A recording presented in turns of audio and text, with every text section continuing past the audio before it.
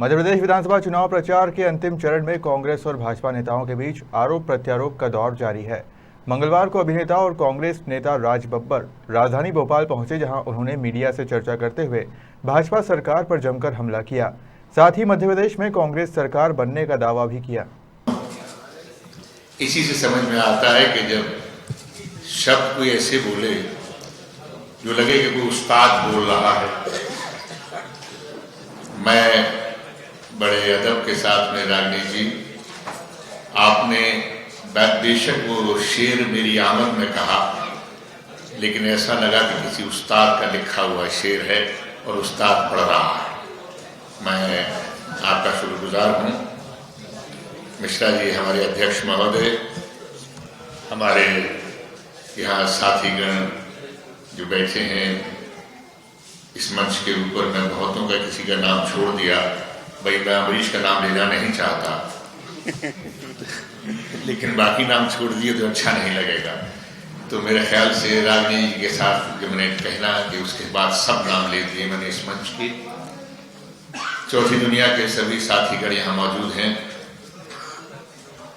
मुझे बहुत अच्छा लग रहा है कि आज मध्य प्रदेश के अंदर बात शुरू करने से पहले कुछ ऐसे लोग भी हैं, कुछ उस उम्र के भी लोग हैं जिन्होंने आज के दिन बचपन में अच्छे अच्छे कपड़े पहनकर बाल दिवस मनाया होगा। हाँ, 14 नवंबर हमारे लिए चाचा नेहरू का जन्मदिन बाल दिवस होता था, और इस बाल दिवस पर हमें बहुत अच्छा खाने को भी मिलता था। स्कूल में जाते थे, मिठाइयाँ मिलती थी, बच्चे खेलते थे, खिलखिलाते थे, और छोटे छोटे स्कूल हुआ करते थे। दुर्भाग्य है आज इस प्रदेश में मैं जहां आया हूं 66-70 लाख बच्चे यहां पर इस पूरे प्रदेश में हैं। इसमें से 51% बच्चे जो हैं कुपोषण की वजह से या तो अपनी जिंदगी खो बैठते हैं या वो बौने रह जाते हैं। और यहां 18 साल से जो व्यक्ति राज कर रहा है वो ये कहता है कि कुपोषण मेरे माथे पर कलंक है। पिछली बार भी आया था, मैंने सुना था, अब मेरी समझ में नहीं आता कि उनको कलंक कि मामा के नाम से कलंक है या वो कुपोषण की वजह से कलंक है। लेकिन पिछली बार का भी जो माहौल था, 18 में आया था जब, तो मुझे लगा था कि माहौल में ऐसी जोश है कि लोग नहीं चाह रहे थे कि बीजेपी की सरकार आए, और वाकई वो जोश नजर आया था।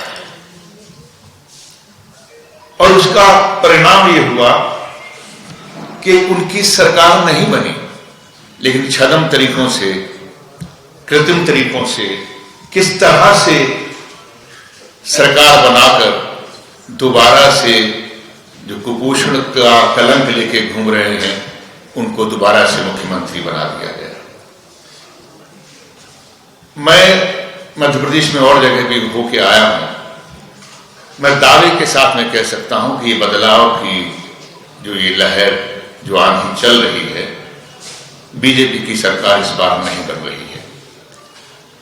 और मेरे कहने से क्या, कल तो राहुल जी कह के ही चले गए, और राहुल जी जब जब भी उन्होंने कहा है वो सिद्ध हुआ है। उन्होंने कहा है कि 150 से कम सीटें नहीं आएंगी। मैं कहता हूं कि एक आध सीट बढ़ ही जाएगी, 150 से कम होने का तो सवाल ही पैदा नहीं होगा। उसका कारण है कि यहां पर कर्नाटका रिपीट हो रहा है। आपने पिछली बार महाराष्ट्र की सरकार तोड़ फोड़ करके तोड़ दी, सरकार छीन ली पैसे के बल पे, धन के बल पे। कर्नाटक की सरकार आपने तोड़ी, धन बल से, चोरी चपाटी से आपने छीन ली, तोड़ दी सरकार। यहां भी तोड़ी, और इस बार गुस्से में, जैसे कर्नाटक के अंदर दुगने विधायक जीत कर आए हैं, यहां भी मध्य प्रदेश में कांग्रेस के दुगने तिगने विधायक जीत कर आएंगे। ये हालात इनके खुद के बने हुए हैं। आज अभी आ रहा था तो एक वीडियो आज दिखाया किसी ने मुझे, जो मार्केट बहुत चल रहा है, वायरल हो रहा है। अभी मोदी जी को शायद प्रदेश के किसी नेता पर भरोसा नहीं है। एक भी नेता मध्य प्रदेश का वो इस लायक नहीं समझते हैं कि जो विधायक गण हैं, जो यहाँ क्षेत्रीय नेता हैं, वो मुख्यमंत्री के पद के लायक हैं। शिवराज जी को तो पिछली बार ही हटा दिया था उन्होंने, लेकिन मजबूरी में कहां से ले आया, कुछ था नहीं, आखिरी वक्त तो उन्हीं को पकड़ के ले आया। इस बार भी वो नहीं। इस बार भी जब वो कोई संकल्प पत्र निकला तो उसमें किसी प्रदेश के नेता का नाम नहीं है। गारंटी दे रहे हैं मोदी जी। उस संकल्प पत्र में गारंटी मोदी जी है, उनका नाम है। भाई उनकी गारंटी तो हम बहुत पहले देख चुके हैं। 15 लाख की गारंटी भी उन्होंने दी थी, काला धन वापस लाने की गारंटी भी उन्होंने दी थी, 2 करोड़ रोजगार देने की उनकी गारंटी दी थी। अब यहां तो मध्य प्रदेश है, यहां की क्या गारंटी दे रखे जा रहे हैं? ये हाथ कंगन को आरसी किया, पढ़े लिखे को फांसी के सामने नजर आने वाला।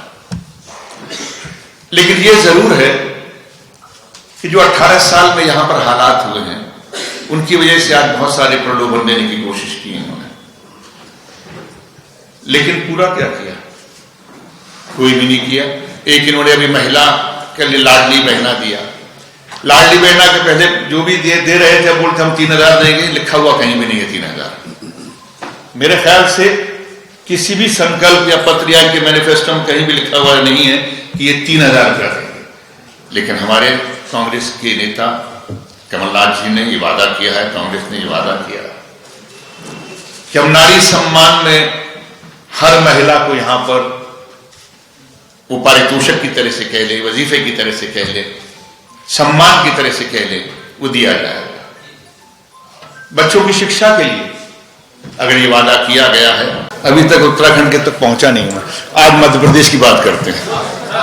कितना बड़ा अभिनेता। हाँ, ये बहुत अच्छी बात कही। मैं छोटा हूं। राम तो सबके हैं। वो हमें इनविटेशन ना भी दे तब भी हम जाएंगे दर्शन करने। क्या करेंगे फिर? भगा देंगे हमें? अरे राम सबके हैं। हम तो राम को जब कोई इनविटेशन बांट रहा है, कोई इतना आदमी यहाँ का बुद्धू नहीं है कि भगवान राम के नाम पर जो ये कहेगा ये बांटेंगे हम। अरे राम का नाम हम जब आंख बंद करके लेंगे तो अपने आप हम चले जाएंगे यार। आप चिंता मत करो। वहां पे हनुमान जी का क्या था, हमारे यहाँ सबसे बड़ा हनुमान का भक्त है जिसका नाम है कमलनाथ। अभी हम किसी को चित्त नहीं करते। बस काउंटर नहीं। और कोई सवाल एंड करते। देखिए, जहां तक अखिलेश जी का सवाल है, मेरे भतीजे लगते हैं, कोई और बात कीजिए आप।